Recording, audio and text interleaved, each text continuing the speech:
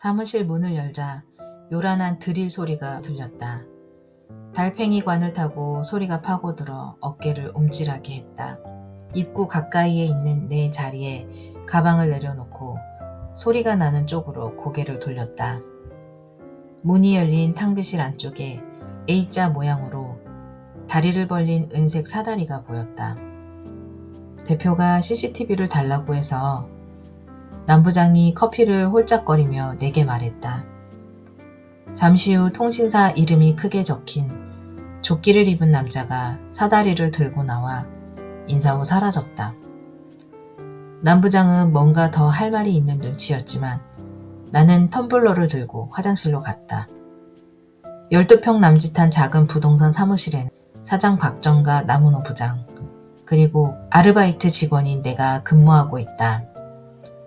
사장은 대부분 시간을 외부에서 보냈기 때문에 사무실에는 남부장과 내가 있었다. 그마저도 남부장은 주로 집을 보러 오는 손님을 데리고 나가는 일을 해서 CCTV에 출연하는 사람은 내가 될 것이다. 눈치 빠른 남부장이 그걸 모르지 않았다. 몇 달 전부터 사무실 물건이 편하지 않게 없어지고 있었다. 주로 커피, 휴지, 생수 같은 소모품이었다. 간혹 내가 퇴근하고 나면 사무실에서 부동산 실장들의 모임을 하는 일이 있어 그 이유라고 생각했다. 커피가 왜 이렇게 해퍼? 사장은 혼잣말처럼 우리가 들을 수 있게 말했다. 손님이 늘었으니까 그렇지. 모델하우스도 들어섰고. 사장의 혼잣말에 남부장이 대답했다. 사장은 금요일마다 일주일치 현금 출납부를 확인했다. 영수증과 장부를 맞춰보며 식대나 소모품 영수증을 확인하고 조금이라도 금액이 늘거나 전주와 차이를 보이면 예민해졌다. 사장은 큰 키에 호리호리한 몸매로 일본 드라마 고독한 미식가에 나오는 주인공과 닮았다. 얼굴만 보면 유하고 입속을 따지지 않을 것처럼 선해 보였다. 50을 바라보는 나이임에도 40대인 나와 동년배로 보이게 했다. 그는 일본에서 경영학을 공부했고 한때 강남에서 잘나가는 부동산 중개인이었다고 했다. 여기 우리가 계약서 써준 곳이죠? 사장이 아침에 사왔어. 남부장이 고개를 끄덕이며 일회용 비닐 장갑을 낀 손으로 빵을 잘랐다. 테이블 위에 빵 부스러기가 떨어져 지저분해졌다. 제과점 이름이 적힌 종이봉투 안에는 아직 포장을 뜯지 않은 빵이 몇 개 더 있었다. 나는 종이봉투 안에 든 새빵을 꺼내 비닐을 뜯었다. 이거 먹어요. 그건 두고. 사장이 나를 제지하며 테이블 위에 빵을 가리켰다.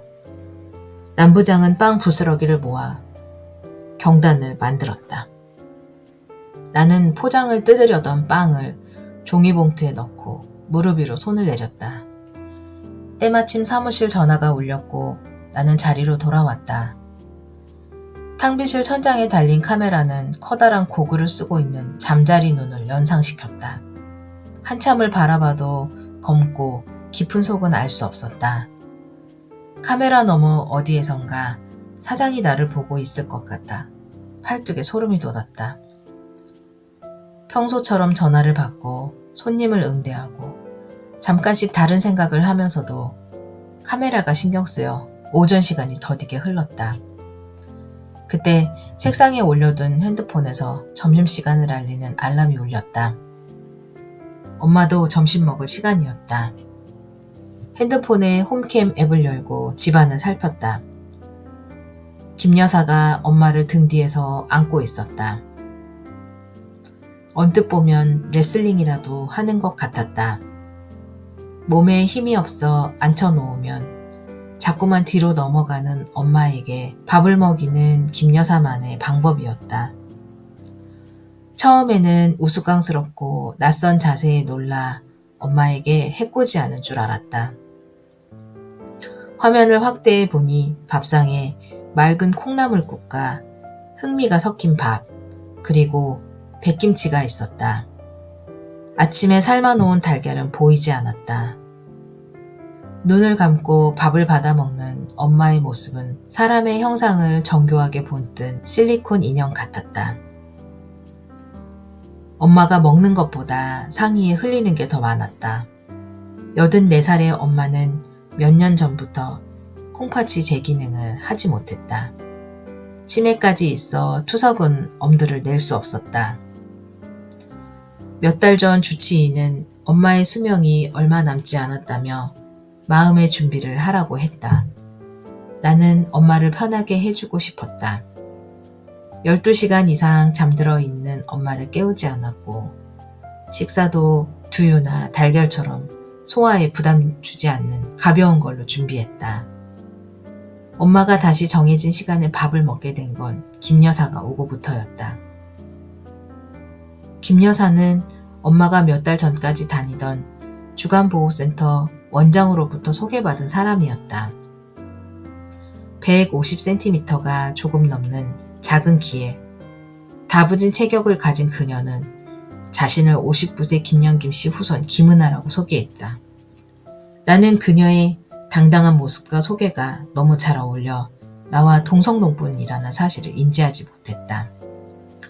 흔히 알고 있는 김해 김씨와 뿌리는 같지만 김해가 김영이던 시절 털을 잡은 이들이 김영 김씨였다. 통틀어서 김해 김씨로 불리던 걸 우여곡절 끝에 고종 때 김영 김씨의 본을 찾은 매우 귀한 성씨이다. 틈만 나면 족보를 뒤적이며 양반 타령을 일삼던 돌아가신 아버지로부터 귀에 못 박히도록 들은 이야기였다. 아버지 말고 자신의 성씨를 자랑스럽게 여기는 사람은 김 여사가 처음이었다. 그녀는 오랜 시간 요양보호사로 일했고 치매에 걸린 친정어머니와 시어머니를 모셨던 경험이 있는 베테랑이라고 했다.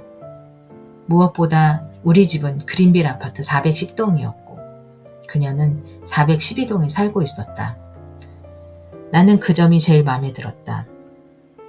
엄마의 식사가 끝나는 걸 확인하고 탕비실로 갔다. 가방에서 밥과 반찬을 꺼내 테이블에 상을 차렸다. 3분 카레를 밥 위에 붓고 전자레인지에 돌렸다.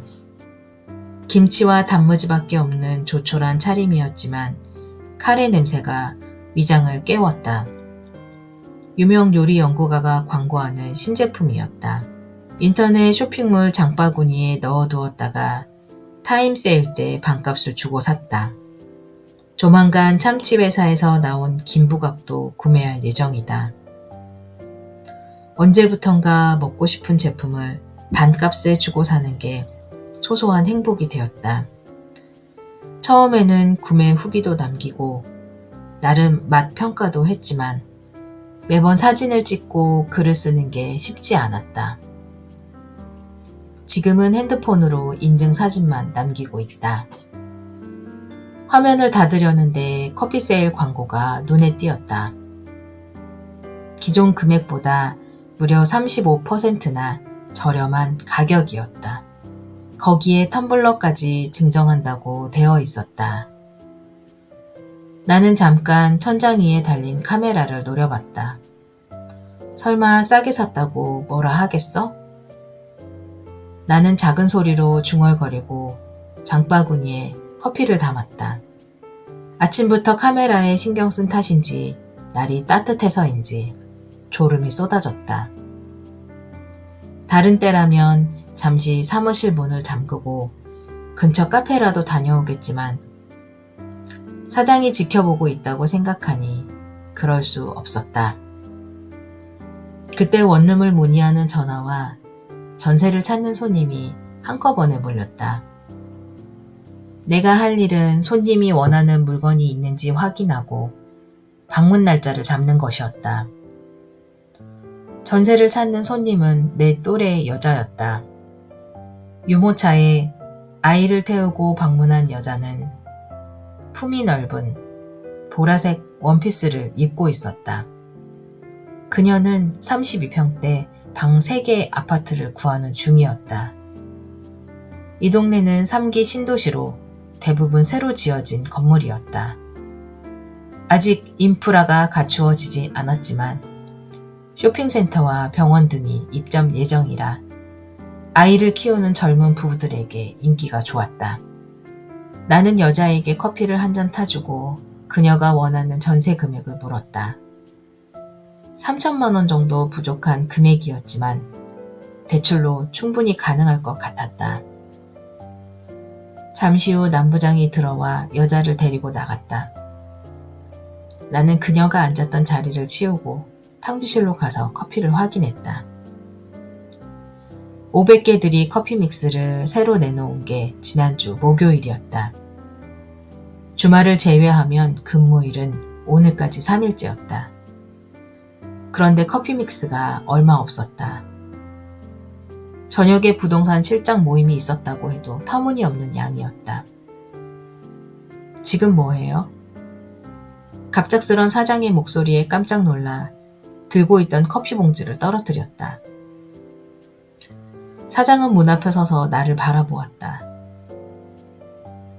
나는 잘못이라도 들킨 사람처럼 무안해져 바닥에 떨어뜨린 커피 믹스를 주었다. 남 부장님은 손님 모시고 나갔고 저는 탕비실 정리 중이었어요.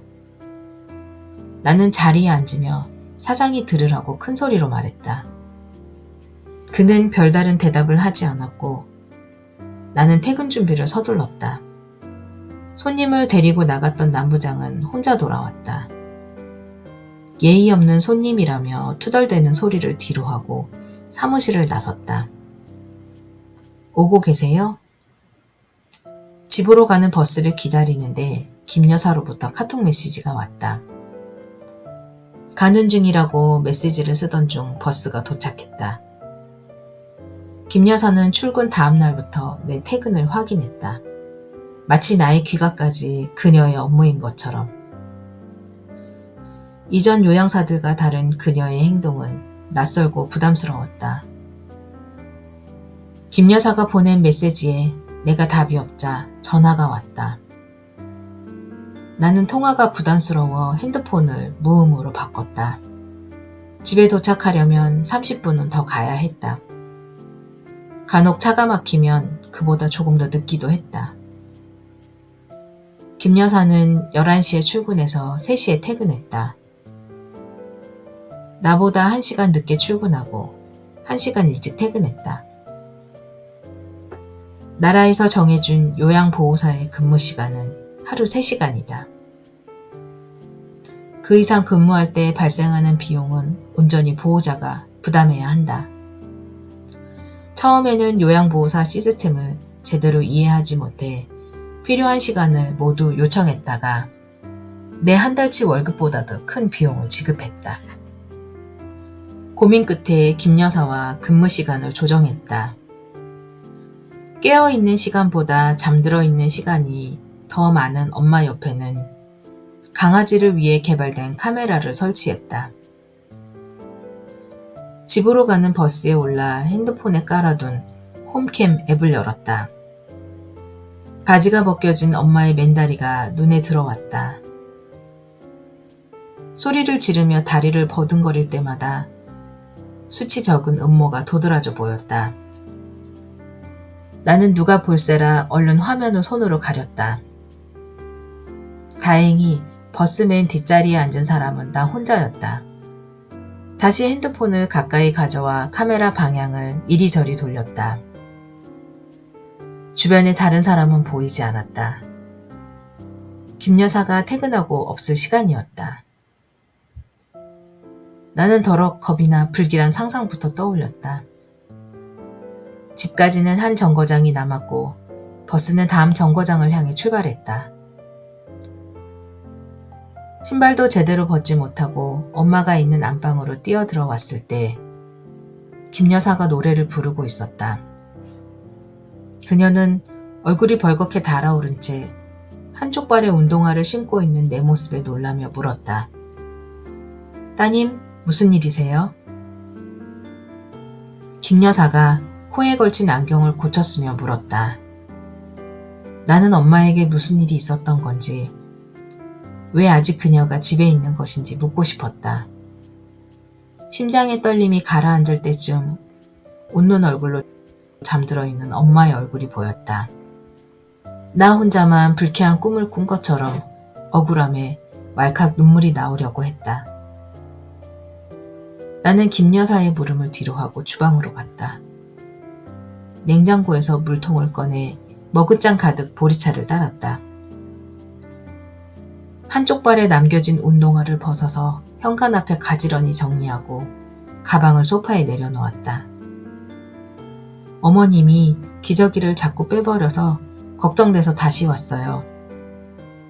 김 여사가 가방을 들고 현관 앞에 서서 말했다. 나는 뭐라고 말해야 할지 몰라 고개를 끄덕였다. 목이 잠겨 고맙다는 말이 똑바로 나오지 않았다. 그녀가 가고 나서도 한참 동안 소파에 앉아 있었다. 버스에서 내려 집까지 달렸더니 허벅지가 뻐근했다. 주먹으로 허벅지를 두드리며 냉장고를 열었다. 못 보던 반찬통이 가지런히 정리되어 있었다. 반찬통 뚜껑에는 가지나물, 겉절이, 소세지 같은 네모가 붙어 있었다. 맞춤법이 틀린 네모 반듯한 글씨체가 김여사였다. 김여사에게 고맙다고 하는 게 먼저인지 앞으로 이러지 말라고 해야 할지 혼란스러웠지만 그보다 먼저 배가 고팠다. 반찬 뚜껑을 열고 소시지를 손으로 집어먹으며 김여사에게 문자를 보냈다. 반찬 잘 먹겠습니다. 감사합니다. 무언가 더 붙여야 할 것 같아 하트 이모티콘을 넣었다 지우고 웃음 모양으로 대신했다. 빈말이 아니었다. 통깨가 묻은 겉절이의 간이 딱 맞았다. 나는 급히 전자레인지에 햇반을 돌려 밥 위에 겉절이를 올렸다. 아파트 앞 반찬 가게에서 파는 것보다 맛있었다. 하지만 그녀의 호의에 어떻게 보답해야 할지 고민스러웠다. 카카오톡 선물하기로 들어가 부담스럽지 않은 선물을 클릭했다. 5만원과 10만원 사이에서 고민하다 5만원짜리 핸드크림을 보냈다. 나는 조금 편한 마음으로 밥을 먹을 수 있었다. 설거지를 마치고 엄마에게 먹일 사과를 꺼내 깎았다. 과도의 칼날이 무뎌져 사과 껍질이 제멋대로 춤췄다. 순간 두껍게 발리는 껍질과 함께 왼손 엄지손가락에 고통이 느껴졌다. 속살이 하얀 사과 껍질에 핏방울이 떨어졌다. 물. 신음 같은 고함이 들렸다. 잠들어 있던 엄마가 깬 것 같았다. 마르고 초췌해진 몸 어디에서 저런 소리가 나오는지 들을 때마다 신기했다. 나는 주방 휴지로 손가락을 싸매고 빨대가 달린 물컵에 냉수와 온수를 반씩 섞어 안방으로 뛰어갔다. 호흡을 가다듬고 엄마를 일으켰다. 엄마는 키는 작지만 살집이 있는 체형으로 건강할 때 몸무게는 70kg에 육박했다. 지금은 그 절반밖에 되지 않는 무게였지만 사지가 늘어진 엄마를 들어 올리는 건 쉽지 않았다. 나는 아기에게 젖을 먹이는 자세로 엄마를 안고 빨대를 입에 물렸다. 눈을 감고 볼이 움푹 패도록 물을 빨아먹는 모습은 삶에 대한 마지막 의지 같았다. 300ml 물병의 바닥이 보이면 엄마는 빨대를 입에서 뱉어냈다. 입 주변에 묻은 물기를 닦아내고 엄마를 다시 자리에 눕혔다. 발밑으로 밀어두었던 이불을 끌어올리는데 똥냄새가 났다. 음식물 쓰레기통에서 나는 냄새와 비슷했다. 바지를 벗기자 검고 묽은 똥이 용암처럼 흘러나왔다. 군데군데 노란색 알갱이가 보였다. 엉덩이에 묻은 똥을 닦아내는데 기다란 콩나물 줄기가 딸려 나왔다. 순간 구역질이 났다. 죽이나 두부처럼 건더기가 없는 식사는 변을 치우기가 훨씬 수월했다.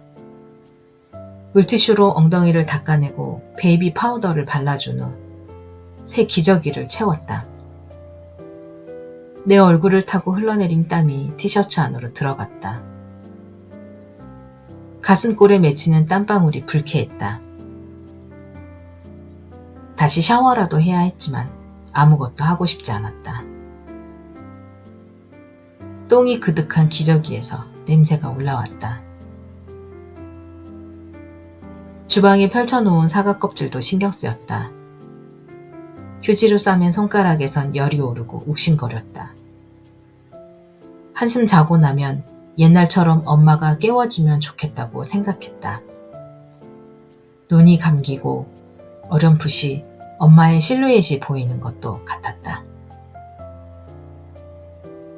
사무실 문 앞에 쌓인 택배 상자를 들고 탕비실로 갔다. 테이프를 뜯고 물건을 확인했다. 사은품으로 온 텀블러가 제법 컸다. 이번 여름은 이걸로 놔도 되겠다는 생각이 들었다. 서랍을 열고 커피를 더 채워 넣었다. 습관처럼 또 다른 칸을 열어 내용물을 확인했다. 아무것도 없었다. 티슈가 들어있는 것도 마찬가지였다. 물티슈와 갑티슈가 상당량 부족했다. 자세히 보니 얼마 전 모델하우스에서 받아온 일회용 행주도 한 묶음이 비었다. 대체 이걸 누가 가져갔는지 감이 오지 않았다. 도둑이 이런 걸 훔치러 들어왔을 리는 없었다. 탕비실 정리를 끝내고 자리에 앉았을 때 남부장이 출근했다. 늘 깔끔한 옷차림으로 출근하던 평상시 모습과 다르게 무척 초췌하고 피곤해 보였다. 그는 탕비실로 들어가 커피 한 잔을 들고 자리에 앉았다. 나와 인사를 하는 둥 마는 둥 하더니 그대로 책상에 엎드렸다. 사장과 동년배이지만 그와 달리 남부장은 말이나 행동이 진중했다. 사무실에 방문하는 손님들은 그를 사장으로 착각하곤 했다. 함께 일하는 동안 남부장의 흐트러진 모습을 보는 건 처음이었다. 잠시 후 남부장의 코 고는 소리가 들렸고 나는 겨울에 사용하던 무릎담요를 꺼내 덮어주었다. 남부장은 사장이 강남에서부터 데리고 있던 직원이었다. 사장과 부장이라는 직책을 나눠 가졌지만 실적은 남부장이 앞섰다. 하지만 최근 들어 남부장의 실적이 눈에 띄게 줄어들었다. 소모품 비용까지 일일이 간섭하는 사장이 남부장을 가만두지는 않았을 것이다. 잠든 남부장의 흰머리가 유독 눈에 들어왔다. 나는 1년 전 인터넷 구직 사이트를 통해 이곳 행복한 집과 인연을 맺었다. 원래는 일주일에 3일만 일할 사람을 뽑는 자리였다. 나는 근무일 수는 상관없지만 업무 시간이 짧은 일을 찾고 있었다. 무슨 용기가 났는지 이력서를 넣었다. 일단 면접이라도 보게 되면 근무 시간 조정에 대한 말이라도 해보자는 심산이었다. 회사를 그만둔 지 오래되셨네요. 엄마가 편찮으셔서. 별 말도 아닌 말에 대답을 하며 눈물이 왈칵 쏟아졌다. 드라마를 보면서도 울어본 적 없었는데 생전 처음 본 사람 앞에서 그것도 면접을 보다 눈물을 쏟는다는 게 상상할 수 없는 일이었다. 사장이 말없이 휴지를 건네주었고 나는 근무 시간을 조정해달라고 말했다. 그가 나를 뽑겠다고 약속한 것도 아닌데 출근하게 될 것 같은 확신이 들었다. 출근 후 며칠이 지나고 사장이 다른 사람이라는 걸 알게 되었다. 그때 우인 씨 표정이 어찌나 간절해 보이던지 안 뽑아주면 하느님한테 혼날 것 같더라고. 가끔 우리끼리 회식하는 날이면 기본 안주처럼 등장하는 대사였다. 남부장은 사장이 없을 때는 일찍 들어가라며 편의를 봐줬고 과일이나 먹을 것을 선물 받으면 나부터 챙겨줬다. 나는 평소보다 키보드 자판을 조용히 두드렸다. 다행히 전화도 손님도 오지 않았다. 남부장의 코 고는 소리가 백색 소음처럼 들렸다. 나도 일을 멈추고 의자에 몸을 기댔다. 눈을 감으려는데 카메라 렌즈에 빨간 불빛이 생각났다. 탕비실의 카메라가 사무실까지 비추지는 못하지만 사장이 어디에선가 지켜보고 있을 것만 같은 생각이 들었다. 설핏 감기려던 눈이 다시 떠졌다. 문득 현관에 두고 온 과도가 떠올랐다. 재활용 쓰레기 버리는 날이라 신문지에 써서 버릴 생각이었는데 잊어버렸다. 김 여사에게 전화를 걸려다 뭐라고 말해야 할지 고민되었다. 신문지에 싸서 버려달라고 해야 할지, 싱크대 서랍에 다시 넣어달라고 해야 할지, 칼날이 묻으니 손을 다칠 수 있다고 말해야 할지. 망설이다 쿠팡에서 칼을 주문했다. 함께 사면 좋을 품목으로 추천받은 칼갈이도 함께 구매했다. 남부장이 나를 불렀고 어느덧 점심시간이었다. 남부장이 순댓국에 깍두기 국물을 넣고 숟가락으로 저었다. 김이 펄펄 나는 순댓국이 깍두기 국물로 물들었다. 남부장은 국물을 떠서 한 숟갈 먹고는 진저리를 쳤다. 나는 순대와 부속물을 건져내 밥그릇 뚜껑에 올려놓고 식기를 기다렸다. 남부장이 도시락을 꺼내는 내게 점심을 사겠다며 같이 나가자고 했다. 사무실에서 조금 떨어진 시장까지 걷는 동안 나는 인터넷에서 본 아재 개그를 들려주었고 그는 고개를 끄덕이며 들었다. 시답지 않은 이야기지만 남부장은 웃을 타이밍을 자꾸 놓쳤다. 부장님, 두 집 살림하세요? 이야기에 집중하지 못하는 남부장에게 핀잔을 담아 농담을 건넸다. 순간 남부장의 젓가락이 허공에서 멈췄고 당황한 기색이 보였다. 나는 무한한 마음에 뜨거운 순댓국을 떠서 입에 넣었다. 입천장에 고통이 느껴졌지만 아무렇지 않은 척했다. 남부장도 빠르게 식사를 마치고 뚝배기를 기울여 마지막 국물을 떠먹었다. 나 신경 쓰지 말고 천천히 먹어요. 남부장은 손수건을 꺼내 땀을 닦으며 말했다. 나는 남은 밥을 순댓국에 말아 두어 숟갈 정도 더 뜨고 식사를 마쳤다. 음식을 가리지 않았지만 순댓국은 선호하지 않았다. 해장이 간절해 보이는 남부장에게 다른 메뉴를 권할 수 없어 그가 물었을 때 괜찮다고 말했다. 참, 어제 실장님들 모임하셨죠? 아니, 요새 다들 바빠서 못 본 지 몇 달 되었는데. 남부장이 지갑에서 카드를 꺼내며 말했다. 주인이 카드를 리더기에 넣고 금액을 누르는데 그가 미안하다며 바지 뒷주머니에서 다른 카드를 꺼냈다. 그때 주머니에서 명함이 함께 떨어졌다. 나는 명함을 주워들고 계산이 끝나길 기다렸다. 남부장은 돌려받은 카드를 지갑 안쪽에 넣고 계산이 끝난 영수증과 카드는 바지 뒷주머니에 넣었다. 어제는 손님이랑 한잔 했지. 파주 쪽에 일 마치고. 아, 전부터 사장님이랑 같이 작업하던 거요? 남부장이 걸음을 멈추고 나를 바라봤다. 아주 짧은 순간이었지만 남부장의 얼굴이 낯설게 느껴졌다. 많이 피곤하시겠어요? 어제 사무실에 오셨어요? 나는 어색한 분위기를 바꾸고자 일부러 밝은 목소리로 물었다. 남부장은 앞서 걸으며 말없이 고개를 끄덕였다. 설마 그가 커피 믹스 따위를 훔쳤을 거라는 생각은 들지 않았다.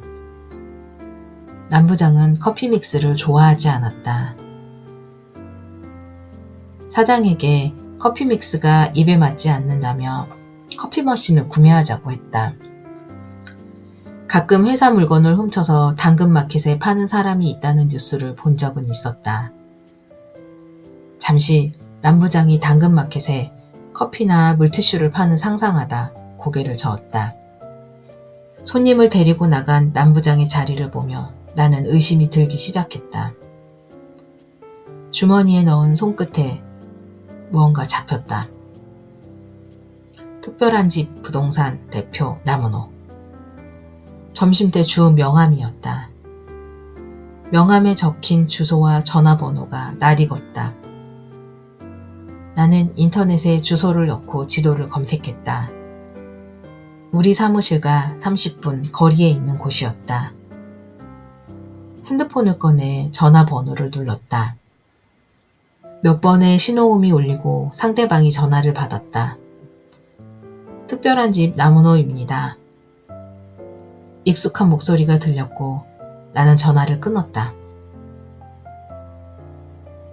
집안은 어둡고 조용했다. 나는 갑자기 내린 비로 길이 막혀서 다른 날보다 퇴근이 늦어졌다.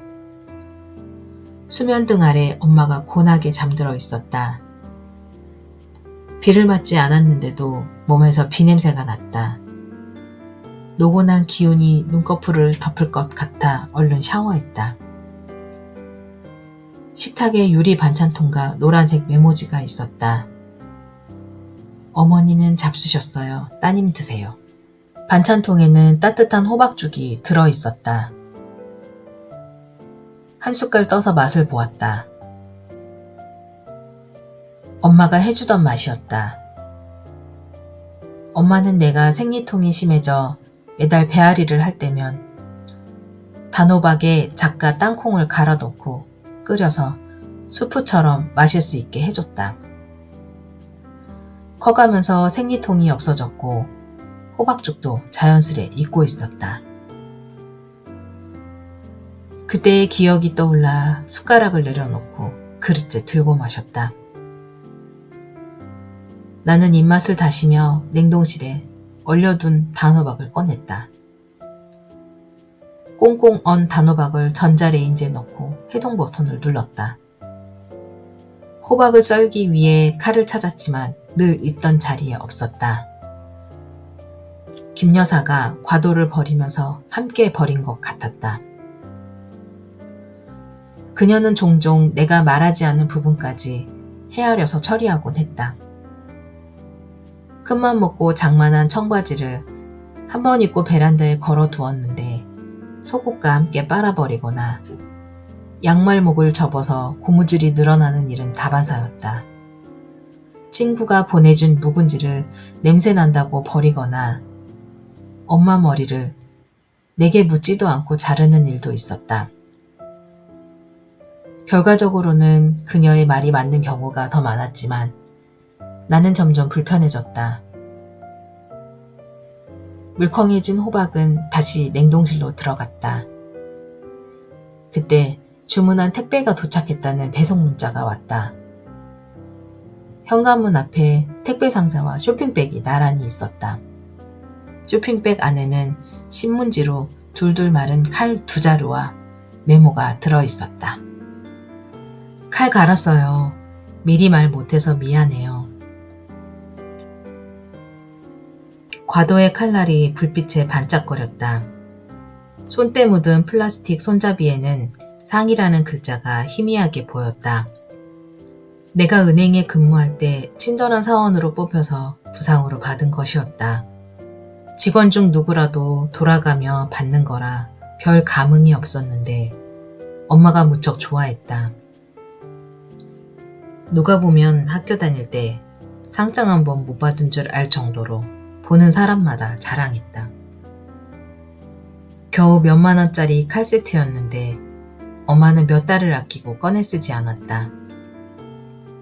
엄마는 새해가 돼서 아버지 차례상을 차리기 위해 장롱 안에 모셔두었던 칼세트를 꺼냈다.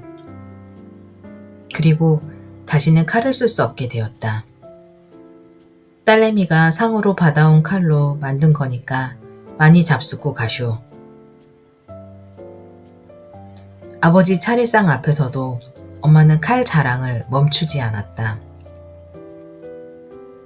결국 당신을 위해서는 한 번도 써보지 못한 채 시간이 지났다. 포장도 뜯지 않는 새로 산 칼과 김 여사가 갈아준 칼을 번갈아 보며 그녀를 생각했다.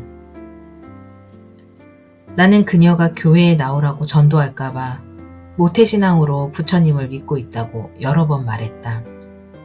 인감도장이나 중요한 물건은 내 방 책상 서랍에 넣어두고 잠갔다.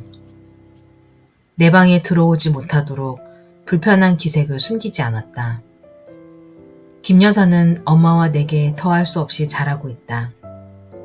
요양보호사와 환자, 보호자의 관계 이상의 호의를 베풀어 주고 있다. 하지만 그녀는 내게 요양보호사 이상의 권리를 요구하지 않았다. 목요일에 사무실에서 사장을 만나는 건 이례적이었다. 평소보다 10분 일찍 도착한 걸 다행이라고 생각하며 아이스 커피 2잔을 만들었다. 자리에 앉아 업무를 준비하는데 사장이 잠시 면담하자고 했다. 미안하지만 오늘까지 일하고 그만 나와요. 나는 사장의 말을 이해할 수 없어 눈만 껌뻑거린 채 그를 바라보았다. 우인 씨도 뭔가 사정이 있어 그런 거겠지만 나는 이해하기 힘들어요. 무슨 말씀이세요? 제가 무슨 실수라도 했나요? 사무실 비품을 언제까지 가져갈 생각이었어요? 어머님 모시고 살려면 힘든 건 알겠지만 우리가 공짜로 일시키는 건 아니잖아요. 나는 아무 말도 할 수 없었다. 귀가 뜨겁게 달아오르며 심장이 뛰었다. 무언가 말하려고 입을 열었을 때 심장 소리가 먼저 들렸다. 소리가 너무 커서 쉽게 입을 열 수가 없었다. 나는 아무것도 훔치지 않았다고 말하고 싶었지만 말이 나오지 않았다. 남부장은 그냥 넘어가자고 했지만 나는 우인 씨를 신뢰할 수 없어요. 엄마한테 처음 뺨을 맞던 날이 떠올랐다. 내 방에 남자를 숨겨두고 살림을 차렸다며 더러운 년이라고 욕하고 얼굴을 때렸다. 분명 눈을 뜨고 있는데도 정신을 차릴 수가 없었다. 고개를 돌려 엄마를 보았을 때 살기 그득한 눈빛과 마주했다. 그 순간 나는 영원히 엄마의 병을 이길 수 없을 거라는 확신이 들었다. 욕실로 달려가 문을 잠그고 대야에 물을 받아 얼굴을 담갔다. 아무 소리도 들리지 않는 진공의 상태가 나를 감싸주는 것 같은 안락함이 들었다. 얼마간의 시간이 흐르고 안락함은 고통으로 바뀌었다. 나는 그대로 숨이 막혀 죽고 싶었다. 쿵쿵. 욕실 문을 두드리는 소리가 들렸다. 쿵쿵쿵. 욕실 문이 부수어질 듯 흔들렸다. 엄마는 결국 물 밖으로 나를 끌어냈다. 나는 폐가 쪼그라드는 것 같은 고통에 죽을 듯 괴로워했다. 뭐라고 변명이라도 해봐요. 입을 벙긋거리는 사장의 얼굴이 보였다. 그때 남부장의 명함이 떠올랐다. 나는 자리에서 일어나 내 가방을 뒤졌다. 아무리 찾아도 명함이 나오지 않았다. 생각을 되짚어 보았다. 그날 집에 가서 남부장의 명함을 꺼냈고 택배를 받으러 나간 기억이 났다. 나는 김 여사에게 전화를 걸었다. 여사님 죄송하지만 제 침대 위에 둔 바지 주머니 좀 봐주세요. 바지요? 아, 그 곤색 반바지? 그거 지금 세탁기 돌리는 중인데요. 나는 주머니에 뭐가 들어있지 않았는지 물었지만 엄마의 고함에 묻혀 김 여사의 대답이 들리지 않았다. 전화기 속 엄마의 고함은 내 귓속을 파고들어 심장을 꽉 조였다. 전화기 너머에서 나를 부르는 김 여사의 목소리가 들렸지만 나는 아무 대답도 할 수 없었다. 잠시 후 엄마의 외마디 비명이 들렸고 김 여사의 목소리가 멀어졌다. 나는 전화기를 들고 있던 손에 힘이 풀려 핸드폰을 바닥에 떨어뜨렸다. 통화를 종료하기 위해 핸드폰을 다시 집어들었을 때 김 여사의 목소리가 들렸다. 더러워 죽겠네. 송장같이 누워있는 양반이 아구같이 잡수니 냄새가 독하지. 나는 전화기를 귓가에 바짝 대고 김 여사의 목소리에 귀를 기울였다. 그녀는 연신 더럽다는 말을 내뱉었다. 전화기를 잡은 손에 땀이 찼다. 나는 통화를 종료하고 김 여사에게 전화를 다시 걸었다. 여보세요, 따님? 그녀는 다정한 목소리로 전화를 받았다. 사무실에는 아무도 없었다. 나는 탕비실로 들어가 얼음물 한 컵을 마셨다. 아이스 커피를 더 마시고 싶었다. 카메라 불빛이 빨갛게 깜빡거리며 나를 노려봤다. 나는 탕비실 문을 닫고 서랍장 뒤로 손을 넣어 에코백을 꺼냈다. 얼마 전 사은품으로 받은 텀블러와 코코아, 디카페인 라떼, 커피계의 에르메스라 불리는 드립커피까지 소모품 비용으로 하나둘씩 사모은 것들이었다. 텀블러에 커피 믹스 10개를 털어넣고 냉동실에서 얼음을 꺼내 가득 넣었다. 빈 얼음 트레이는 싱크대에 던져버렸다. 반짝이는 물고기와 파도가 넘실거리는 투명한 텀블러에는 바닷물 대신 얼음과 커피가 채워졌다. 나는 엄마가 그랬던 것처럼 볼이 움푹 패도록 내장 깊숙한 곳까지 아이스 커피를 마셨다. 나는 사직서를 작성한 후 남부장 책상에 올려두었다. 마지막으로 내 책상 맨 아래 서랍을 열고 포인트로 받은 파우치를 꺼냈다. 근처 상가에 미리 결제한 영수증이 들어있었다. 대 6잔은 좋게 마실 수 있는 커피 쿠폰도 있었다. 카드키는 문 밑으로 넣었습니다. 특별한 집으로 찾아갈게요. 고맙습니다. 남부장에게 문자를 보내고 집으로 가는 버스를 기다렸다. 입술이 끈적거렸다. 속이 느글거렸다. 거리에는 평일 오전 시간인데도 오가는 사람이 많았다. 자신의 목적지를 알고 가는 분명한 발걸음이 부러웠다. 10분 뒤 내가 탈 버스가 도착한다는 알림이 들렸다. 비라도 내리면 집으로 가는 길이 조금은 더딜 수 있을 텐데 오늘따라 날씨가 맑았다. 아파트 단지에 들어서는 발걸음이 무거웠다. 아직 김 여사가 엄마 곁에 있을 시간이었다. 한 번도 가본 적 없는 우리 집과 반대 방향으로 걸음을 옮겼다. 401동과 402동 사이에 아파트 도서관이 있었다. 한옥으로 만들어진 도서관은 넓은 통창으로 되어 있어 여유롭게 책 읽는 사람들이 보였다. 도서관 맞은편에 작은 카페도 있었다. 카페라기보다는 전통 찻집에 가까웠다. 놀이터를 지나서 409동 앞에는 세탁소와 도넛 가게가 있었다. 도넛 가게 이름이 한번 꽈바였다. 김 여사의 집과 우리 집 사이에는 채소와 과일을 파는 마트가 있었다. 빨갛게 익은 토마토 바구니에는 3,500원이라는 가격이 붙어 있었다. 나는 잠시 망설이다 토마토를 샀다. 시간은 겨우 점심시간이 지나고 있었다. 집으로 올라가는 엘리베이터를 타려는데 핸드폰이 울렸다. 김 여사였다. 따님, 정말 미안해요. 집에 급한 일이 생겨서 가봐야 할 것 같아요. 어쩌죠? 김 여사는 깍듯하지만 미안함이 가득한 목소리로 말했다. 나는 일찍 퇴근할 테니 걱정하지 말라고 말했다. 엘리베이터가 집 앞에 도착했다. 현관 입구에는 내 슬리퍼만 나란히 놓여 있었다. 엄마 나 왔어. 나는 안방문에 머리를 기대고 서서 말했다. 엄마의 낮고 고른 숨소리가 대답 대신 들렸다. 딱 한 번만 말해주면 좋겠다. 마르고 주름진 엄마의 얼굴을 어루만지며 아무도 듣지 않는 말을 했다. 엄마의 눈가에 누렇게 자리 잡은 눈곱을 닦아주고 이불을 목까지 끌어올렸다.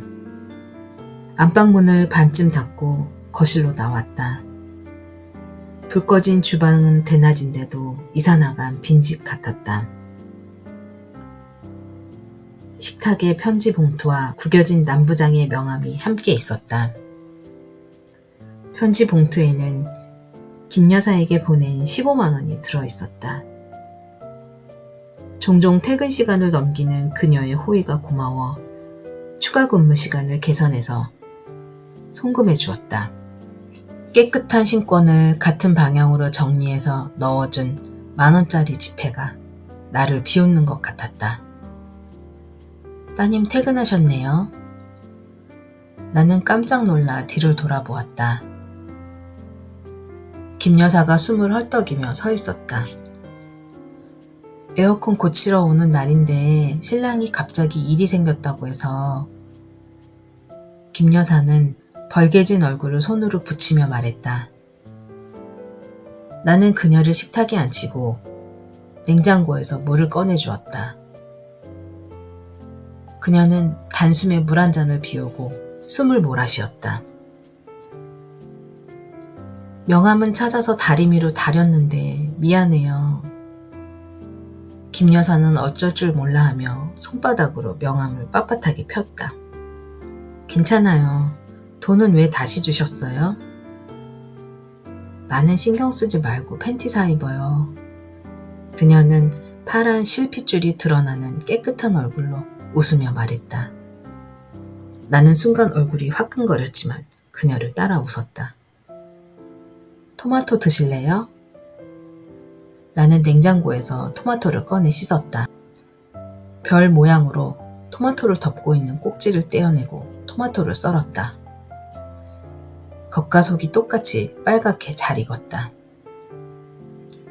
김 여사가 갈아준 칼은 토마토에 상처를 내지 않고 자를 수 있었다. 고맙습니다. 토마토를 집어서 김 여사에게 주며 내가 말했다. 뭐가요? 칼이요. 김 여사는 토마토를 씹으며 또 한 번 손사래를 쳤다. 내가 토마토 한 조각을 입에 넣으려는 순간 엄마의 고함이 들렸다. 내가 엉거주춤 일어서자 김 여사가 나를 말렸다. 그녀의 얼굴에 아주 잠깐 짜증이 묻어났지만 이내 다정하고 명랑한 목소리로 엄마를 부르며 안방으로 갔다. 해가 지는 거실에 내 그림자가 길게 드리웠다. 나는 토마토를 입에 넣고 씹었다. 달콤한 과즙이 입안을 가득 채웠다. 손에 묻은 과즙을 바지에 닦고 핸드폰 홈캠 앱을 열었다.